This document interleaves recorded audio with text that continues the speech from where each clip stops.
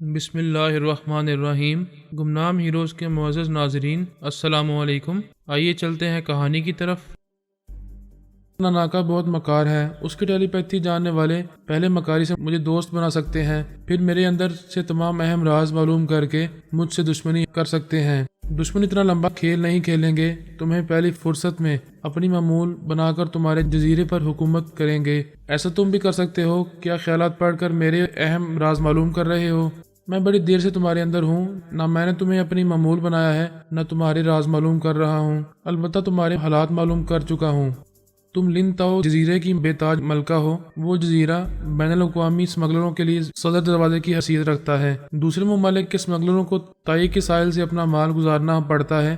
تائی جزیرے کے شمال مغرب میں ہے، وہاں تمہارا ایک مضبوط قلعہ ہے۔ تمام سمگلرز تمہارا تعاون حاصل کرنے پر مجبور رہتے ہیں۔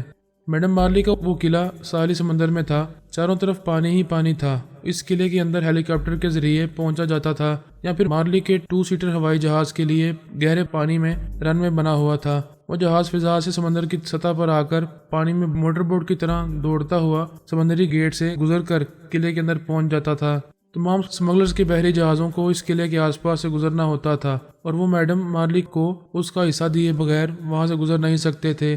قلعے کے اوپر چاروں طرف دور مار توپیں اور میزائل لانچرز نصب تھے۔ مارلی کے مسلح فوجی وہاں دن رات الرٹ رہتے تھے، سگنلز کے ذریعے اجازت حاصل کیے بغیر گزرنے والے جہاز کو توپ کے گولوں اور میزائل سے تباہ کر دیا جاتا تھا۔ اسے ناقابل شکست مارلی قلعہ کہا جاتا تھا۔ تمام سمگلرز اور انڈر ورلڈ والے ایک ہی بات کہتے تھے کہ مارلی مرے گی تو قلعہ فتح ہوگا۔ لن تاؤ جزیرے سے لے کر پورے ہانگ کانگ تک مارلی نے قانون کے محافظوں کو خرید رکھا تھا۔ ان تمام علاقوں میں سے اس ایک عورت کو گھیر کر قتل نہیں کیا جا سکتا تھا۔ ہانگ کانگ اور اس جزیرے سے دور کہیں اسے موت کے گھاٹ اتارا جا سکتا تھا، اور وہ اپنے مخصوص علاقوں سے باہر نہیں جاتی تھی۔ میں نے اسے بتایا کہ میں اس کے بارے میں یہ تمام معلومات حاصل کر چکا ہوں۔ اس کے پاس اس لیے آیا ہوں کہ وہ میری دشمنوں کی دشمن ہے۔ اسے میری مدد کی ضرورت ہوگی تو میں اس کے کام آؤں گا۔ وہ کسی سے کچھ مانگنا اپنی توہین سمجھتی تھی۔ کسی سے مانگنے کے لیے ہاتھ پھیلانا پڑتا ہے، اس کے سامنے سر جھک جاتا ہے۔ اس کا سر غرور سے تن کر رہتا تھا۔ وہ ایک شانے بے نیازی سے بولی، میں نے تم سے مدد نہیں مانگی، تم خود آئے ہو، یہاں دشمنوں میں گرے ہوئے ہو۔ مجھ سے مدد مانگو گے تو میں تمہارے کام آنے کے بارے میں سوچوں گی۔ میں کسی عورت سے تو کیا، کسی مرد سے بھی نہیں مانگتا، مگر تم مانگو گی۔ جب ناناکا کی ٹیلی پیتھی جاننے والے تمہارے اندر آئیں گے، تم اپنے دشمنوں کو قلعے کے قریب نہیں آنے دیتی ہو، مگر یہ دشمن تمہارے دماغ میں گھس جائیں گے اور تم انہیں بھگا نہیں سکو گی۔ وہ پریشان ہو کر بولی، تم مجھے ڈرا رہے ہو، جبکہ میں موت سے بھی نہیں ڈرتی۔ تم یہ نہ کہو کہ میں تم سے مدد مانگوں گی، یہ کہو کہ دوستی کروں گی۔ ہم دوستی میں ایک دوسرے کے کام آ سکتے ہیں۔ چلو یہی صحیح، دوستی کرو۔ تم نے اب تک دشمنوں سے دوستی یا سمجھوتا نہیں کیا، کیونکہ وہ قانون اور تمہارے قلعے کی دیوار کو توڑ کر تمہارے قریب نہیں آ سکتے تھے۔ ٹیلی پیتھی جاننے والے دشمن سب کچھ توڑ کر تمہارے اندر آئیں گے۔ تم دوستی سے پہلے احسان جتا رہے ہو، یہ سمجھ رہے ہو کہ ٹیلی پیتھی جاننے والے دشمنوں سے نمٹنے کے لیے مجھے تمہاری ضرورت پڑے گی۔ یہ یاد رکھو کہ میں مر جانا پسند کرتی ہوں، مگر کسی کا احسان لینا گوارا نہیں کرتی۔ تو پھر میں تمہارے مرنے کا تماشا دیکھوں گا، مگر ایک بات بتا دوں، دشمن تمہیں مرنے نہیں دیں گے۔ تمہیں محکوم اور اپنی داستہ بنا کر قلعے اور لن تاؤ جزیرے پر حکومت کریں گے۔ قانون کے محافظ یہی سمجھیں گے کہ دشمن تمہیں نقصان نہیں پہنچا رہے ہیں۔ یہ تماشا تو صرف میں دیکھتا رہوں گا کہ تم کس طرح ان کی داستہ بن کر رہنے لگی ہو، ان کے آگے بے لباس ہو کر ناچنے لگی ہو۔ یو شٹ اپ، تم میری انسلٹ کر رہے ہو۔ کوئی میرے سامنے اس طرح بولنے کی جرت نہیں کرتا ہے۔ سامنے ہوتے تو میں تمہیں گولی مار دیتی۔ اپنے اندر آنے والے دشمنوں سے بھی اسی طرح حسرت سے کہو گی کہ سامنے ہوتے تو گولی مار دیتی۔ وہ تمہاری اس بے بسی پر ہنسیں گے۔ تمہارا غرور تمہیں کبھی سمجھنے نہیں دے گا کہ تمہارا زوال شروع ہو چکا ہے، تباہی قریب ہے۔ وہ پریشان ہو کر سوچنے لگی۔ یہ بات سمجھ میں آ رہی تھی کہ وہ اپنی دولت، طاقت اور تمام مضبوط ذرائع کے باوجود ٹیلی پیتھی جاننے والے دشمنوں سے شکست کھا جائے گی، ان کی کنیز اور داستہ بن کر رہ جائے گی۔ وہ نہیں چاہتی تھی کہ مختلف ممالک کے سمگلرز اور انڈر ورلڈ کے ناناکا کوڈو وغیرہ اس کے قلعے پر قبضہ جما لیں، جزیرہ لن تاؤ سے اس کا اقتدار چھین کر اسے 2 کوڑی کا بنا کر سمندر میں پھینک دیں۔ وہ الجھن میں پڑ گئی، اپنے موجودہ حالات کو خوب سمجھ رہی تھی۔ اب اس کے سامنے ایک بڑا مسئلہ تھا، اور وہ مسئلہ یہ تھا کہ غرور کا سر کیسے جھکائے۔ وہ مجھ سے دوستی کرنا چاہتی تھی، لیکن مجھ سے کم تر ہونا نہیں چاہتی تھی۔ میں نے کہا ایک سے کم تر رہ کر ساری دنیا سے برتر رہ سکتی ہو، تمہیں یہ سودا مہنگا نہیں پڑے گا۔ وہ سوچنے کے دوران میں یہ بھول گئی تھی کہ میں اس کے اندر موجود ہوں۔ وہ میری بات سن کر بولی، او گارڈ تم موجود ہو، مجھے یہ بھولنا نہیں چاہیے کہ تم میرے اندر موجود رہو گے۔ اتنا حسین اور مضبوط قلعہ چھوڑ کر کہاں جاؤں گا، بھٹکا ہوا مسافر ہوں، مجھے پناہ دو اور میری پناہ میں رہو۔ اس بار وہ ذرا نرم ہو کر بولی، میں کہہ چکی ہوں کہ ہماری دوستی ہو سکتی ہے، مگر تم دوستی سے پہلے مجھے خود سے کم تر کر رہے ہو۔ کیا یہی تمہاری دوستی کا انداز ہے؟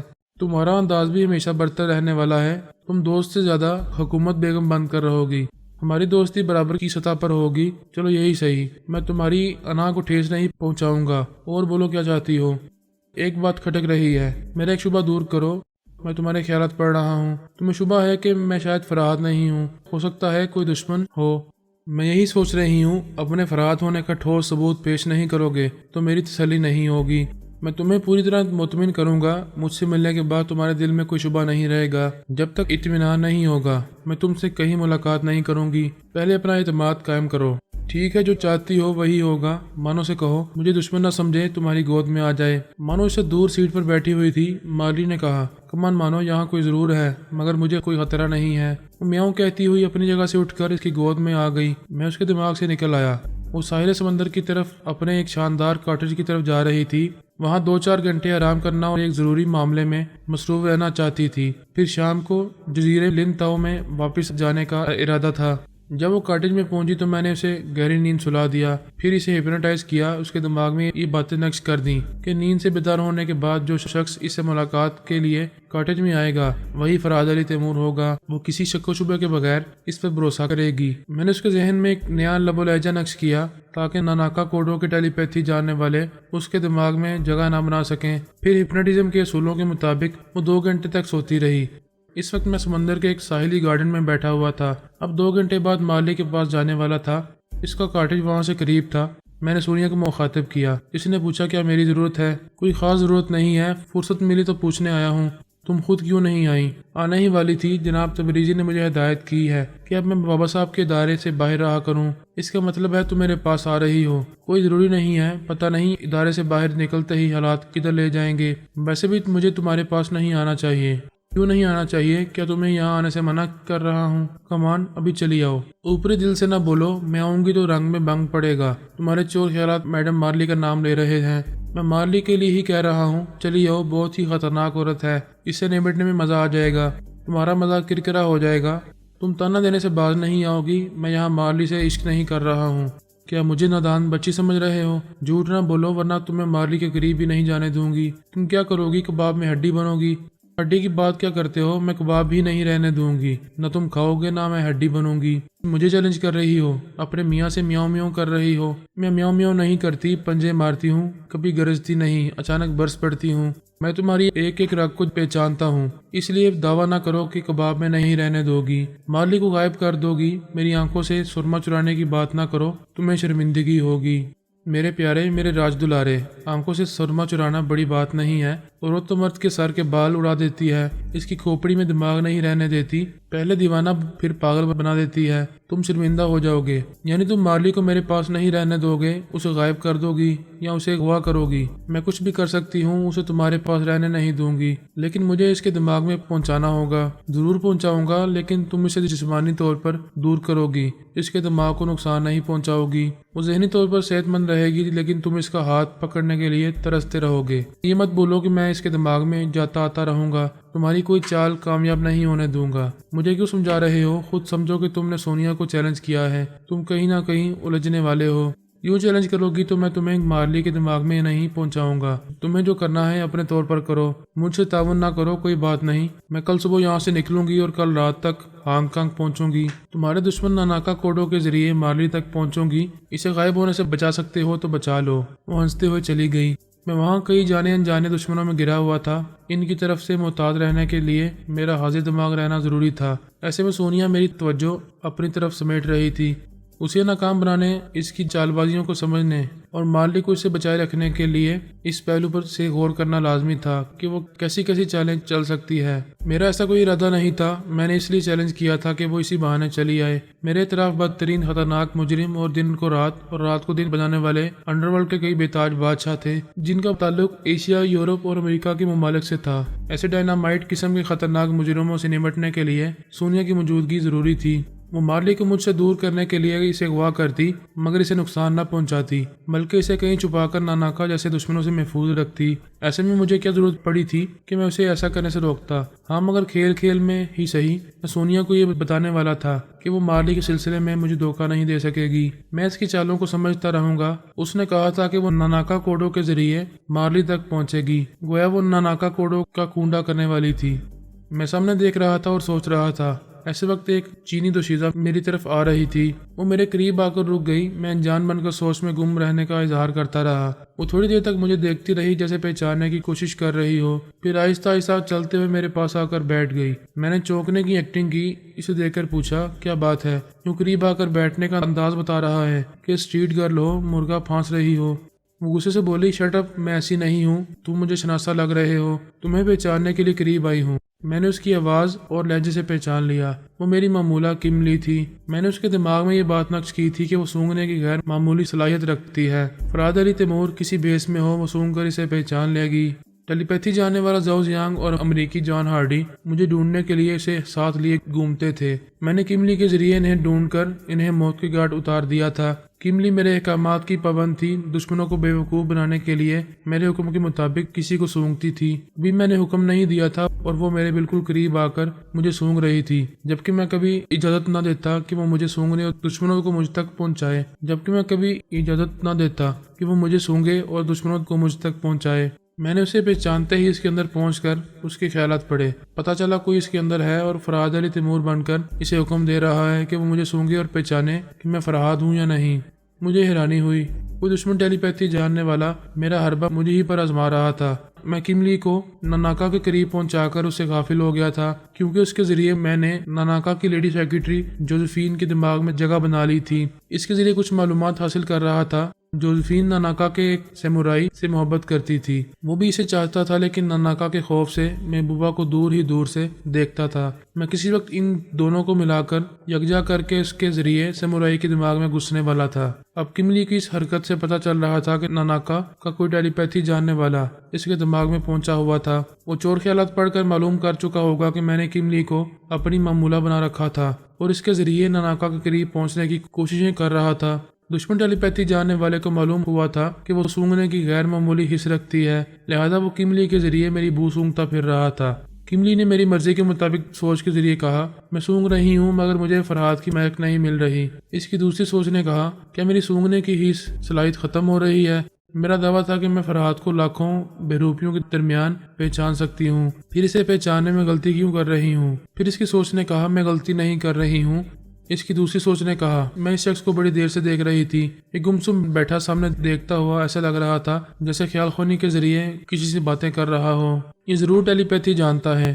میں سمجھ گیا، دشمن ٹیلی پیتھی جاننے والا کملی کی دوسری سوچ میں بول رہا تھا۔ اس دشمن نے اس کے ذریعے مجھے دیر تک گمسم بیٹھے دیکھا تھا۔ واقعی اس وقت میں سونیا سے باتیں کرنے میں مصروف تھا۔ اس نے میرے بارے میں درست اندازہ لگایا تھا، مگر کملی میری مرضی کے مطابق اسے جھٹلا رہی تھی۔ میں نے کہا، تم کس قسم کی لڑکی ہو؟ مجھ سے فلرٹ کرنے کے انداز میں آ کر یہاں بیٹھ گئی، پھر مجھے سونگنے لگیں۔ کیا تم سونگنے کے بعد گاہ کو پھانستی ہو، پھر یہ بھی کہتی ہو کہ اسٹریٹ گرل نہیں ہو؟ کہ اب تم جاؤ گی یا میں یہاں سے جاؤں؟ اسی دوران میں نے اپنے اندر پرائی سوچ کی لہروں کو محسوس کیا۔ ہم سب کے دماغوں میں ایسا روحانی عمل کیا گیا تھا کہ پرائی سوچ کی لہروں کو محسوس کرتے ہی ہماری شخصیت بدل جاتی تھی۔ اس شخصیت کے مطابق خیالات بدل جاتے تھے۔ جب کوئی اپنا ایک مخصوص لہجے میں آتا تھا تو ہمارے اندر کوئی تبدیلی نہیں ہوتی تھی۔ وہ دشمن میرے خیالات پڑھ کر مایوس ہو رہا تھا، اسے میرے اندر میں نہیں مل رہا تھا۔ کملی وہاں سے جا رہی تھی، میں نے اسے ہمیشہ کے لیے جانے دیا، اب اس کی ضرورت نہیں رہی تھی۔ دشمن اس کے ذریعے مجھے ڈھونڈتے پھریں گے مگر پھر مایوس ہو جائیں گے۔ وہ میری اصلیت معلوم کرنے والا مایوس ہو کر چلا گیا تھا۔ میں میڈم مارلی کے اندر پہنچ گیا۔ تیجپال کی ٹیلی پیتھی جاننے والی ٹیم بڑی متحد اور مضبوط تھی۔ بیزون کچھ عرصے کے لیے ان سے الگ ہو گیا تھا، اپنی ہی ٹیم کی مخالفت میں اقدامات کرنے لگا تھا۔ اس کی بیوی مونوریٹا نے اسے احساس دلایا کہ وہ غلط فہمی کا شکار ہو گیا ہے۔ تیجپال اور باقی ٹیلی پیتھی جاننے والے ساتھی آج بھی اسے چاہتے ہیں، اسے محبت کرتے ہیں، اسے اپنے ہی ساتھیوں کے خلاف کوئی کام نہیں کرنا چاہیے۔ تیجپال ان سب سے زیادہ ذہین اور سب سے زیادہ تجربے کار تھا۔ مونوریٹا نے اسے رابطہ کیا، پھر اس کے تعاون سے بیزون کی تمام غلط فہمیاں دور کر دیں۔ اسے پھر تیجپال کی ٹیلی پیتھی جاننے والی ٹیم میں شامل کر دیا۔ کچھ عرصے پہلے سونیا نے بیزون کو ٹریپ کیا تھا، تب سے اس کے ساتھی اس سے دور رہنے لگے تھے۔ اگر وہ ایسا نہ کرتے تو سونیا اس کے ذریعے ان سب کے دماغوں میں پہنچ جاتی۔ بہرحال دوستی ہوتے ہی انہوں نے سب سے پہلے بیزون کو ہپنوٹائز کیا، اس کا برین واش کیا تاکہ سونیا نے یا کسی نے بھی اس پر تنویمی عمل کیا ہو تو وہ مٹ جائے۔ انہوں نے اپنے تنویمی عمل سے بیزون کو دوبارہ اپنا قابل اعتماد دوست بنا لیا۔ ان کے پاس مشین کا نقشہ تھا۔ پہلے تو انہوں نے یہ سوچا تھا کہ وہ کسی دور دراز کے ویران علاقے میں بڑی رازداری سے خود وہ مشین تیار کریں گے۔ پھر تیجپال نے کہا اگر ہم کسی دوسرے کے کاندھے پر بندوق رکھ کر چلائیں گے تو بہت سی پریشانیوں اور الجھنوں سے دور رہیں گے۔ اس نے سمجھایا اگر کسی بڑے ملک سے مشین کی تیاری کے سلسلے میں معاہدہ ہو جائے تو وہ ملک ہمیں سر آنکھوں پر بٹھائے گا، مشین تیار کرنے کی ساری ذمہ داریاں اپنے سر لے گا، اس مشین کو رازداری سے تیار کرنے کے تمام مرحلوں سے گزرے گا، ہمیں کسی مرحلے سے نہیں گزرنا ہوگا۔ تم ٹیلی پیتھی جاننے والے تمام ساتھی ان کے دماغوں میں رہ کر انہیں کنٹرول کرتے رہو گے، وہ ہمیں کسی مرحلے پر دھوکہ نہیں دے سکیں گے۔ مائک مورو نے کہا انہیں مکمل طور پر اپنے کنٹرول میں رکھنے کے لیے ان سب کو ہپنوٹائز کرنا ہوگا، انہیں اپنا معمول بنانا ہوگا۔ جوزوفسکی نے کہا اس ملک کے جتنے اعلیٰ حاکم اور جتنے اعلیٰ فوجی افسران ہوں گے ان سب کے دماغوں کو پہلے اپنے قبضے میں رکھنا ہوگا، اور وہ ایک دو نہیں درجنوں ہوں گے۔ بڑی رابرٹ نے کہا درجنوں نہیں سینکڑوں ہوں گے۔ آرمی انٹیلیجنس والوں کو بھی اپنے شکنجے میں رکھنا ہوگا، پھر جتنے افراد کو ٹیلی پیتھی سکھائی جائے گی انہیں بھی اپنا غلام بنا کر رکھنا ہوگا۔ تیجپال نے کہا ایسا تو کرنا ہی ہوگا اور یہ ہمارے حق میں بہتر ہوگا۔ بظاہر یہ مشکل نظر آتا ہے کہ سینکڑوں یا ہزاروں افراد کو غلام بنا کر رکھا جا سکے گا، لیکن یہ ناممکن نہیں ہے۔ تم 4 ٹیلی پیتھی جاننے والے ہو، تم میں سے ہر ایک روزانہ 5 افراد کو ہپنوٹائز کر کے اپنا معمول بنا سکتا ہے۔ بیزون نے کہا اس طرح ہم چاروں روزانہ اس ملک کے 20 اعلیٰ حکام اور اعلیٰ فوجی افسران کو اپنے زیر اثر لا سکیں گے۔ بڑی رابرٹ نے کہا اس طرح ہر ماہ اس ملک کے 600 اکابرین اور دوسرے اہم متعلقہ افراد کو اپنے احکامات کا پابند بناتے رہیں گے۔ تیجپال نے کہا ہم عجلت سے کام نہیں لیں گے، ہمیں مشین تیار کرنے کی جلدی نہیں ہے۔ جب ایک ماہ میں 600 اکابرین کو اپنا معمول بنا لیا جائے گا تب میں ان اکابرین سے مشین کے سلسلے میں معاہدہ کروں گا، وہ ہمارے زیر اثر رہیں گے، ہماری ہر بات مانتے رہیں گے۔ بیزون، مائک مورو، جوزوفسکی اور بڑی رابرٹ اس پلاننگ کے مطابق روس کے اکابرین کو پھانسنے لگے۔ روس کا بھی سپر پاور تھا، اب اس پر زوال آ چکا تھا۔ وہ دوبارہ اپنا کھویا ہوا سیاسی مقام حاصل کرنا چاہتا تھا۔ وہ دیکھ رہا تھا کہ ایک ٹرانسفارمر مشین امریکہ کے پاس تھی، اس کے ضائع ہونے کے بعد اب دوسری مشین تیار کی جا رہی تھی۔ تمام بڑے ممالک کو یہ تشویش لاحق ہو گئی تھی کہ چین میں یہ مشین تیار ہو چکی ہے اور وہاں ٹیلی پیتھی جاننے والوں کی فوج تیار ہو رہی ہے۔ اس کے مقابلے میں اب ہر بڑا ملک ٹی پی آرمی ٹیلی پیتھی جاننے والی فوج تیار کرنا چاہتا تھا۔ اچانک یہ خبر عام ہوئی کہ ایک ٹرانسفارمر مشین اسرائیل میں بھی تیار ہو چکی ہے۔ تمام بڑے ممالک حیران رہ گئے۔ اسرائیل اتنا چھوٹا سا ملک ہے کہ دنیا کے نقشے میں ناخن کے برابر نظر آتا ہے۔ اس ننھے سے ملک نے تمام ممالک کو دہشت زدہ کرنے والا کارنامہ انجام دیا تھا۔ چین کے پڑوسی ملک روس خاص طور پر بہت زیادہ تشویش میں مبتلا تھا۔ پہلے ہر ملک ایٹمی قوت بن کر برتری حاصل کرتا تھا، اب ٹیلی پیتھی کے مقابلے میں ایٹم بموں کی اہمیت نہیں رہی تھی۔ پہلے یہ دھمکی دی جاتی تھی کہ کسی ملک نے جنگ مسلط کی تو ایک ایٹم بم ہی اس ملک کو بڑی حد تک نقصان پہنچائے گا۔ ایٹمی قوتوں کے باعث تمام ممالک ایک دوسرے کے دباؤ میں رہتے ہیں۔ ایٹم بموں کے مقابلے میں ٹیلی پیتھی زیادہ خطرناک ہے۔ ایٹم بم گرانے کے لیے اپنے ملک سے پرواز کرنا اور دوسرے ملک میں جانا ضروری ہوتا ہے، لیکن ٹیلی پیتھی کے ذریعے گھر بیٹھے ہی دشمنوں کے دماغوں میں پہنچا جا سکتا ہے۔ تمام مخالف ممالک کے اہم راز معلوم کیے جا سکتے ہیں۔ اب تمام ممالک کے لیے لازمی ہو گیا تھا کہ وہ ایٹمی قوت کے علاوہ ٹی پی میں بھی برتری حاصل کریں۔ اگر ایک ملک کسی دوسرے ملک کے اہم رازوں تک پہنچے گا تو وہ دوسرا ملک بھی اس کے اہم رازوں تک پہنچے گا۔ اس طرح تو وہ ایک دوسرے کو نقصان پہنچائیں گے اور بظاہر نقصان نہ پہنچانے کا سمجھوتا کریں گے۔ مختصر یہ کہ اب تمام بڑے ممالک کے لیے ٹی پی آرمی رکھنا لازمی ہو گیا تھا۔ جب تیجپال نے روسی کابرین سے ای میل کے ذریعے رابطہ کیا اور انہیں بتایا کہ اس کے پاس ٹرانسفارمر مشین کا نقشہ ہے اور وہ نقشے کے ذریعے ان کے ملک میں مشین تیار کرنا چاہتا ہے، تو پہلے انہیں یقین نہیں آیا، لیکن تیجپال کے تمام ٹیلی پیتھی جاننے والے ان کے دماغوں میں تھے، اپنی موجودگی ظاہر نہیں کر رہے تھے، بڑی رازداری سے خاموش رہ کر انہیں تیجپال کی طرف مائل کر رہے تھے۔ جب اکابرین کو یقین ہو گیا کہ ان کے ملک میں ان کی نگرانی میں وہ مشین تیار ہو سکتی ہے، تو پھر ان کی خوشی کی انتہا نہ رہی۔ ایسی غیبی امداد کے بارے میں وہ کبھی سوچ نہیں سکتے تھے۔ وہ مشین جیسے اچانک آسمان سے ان کے ملک میں اتاری جا رہی تھی۔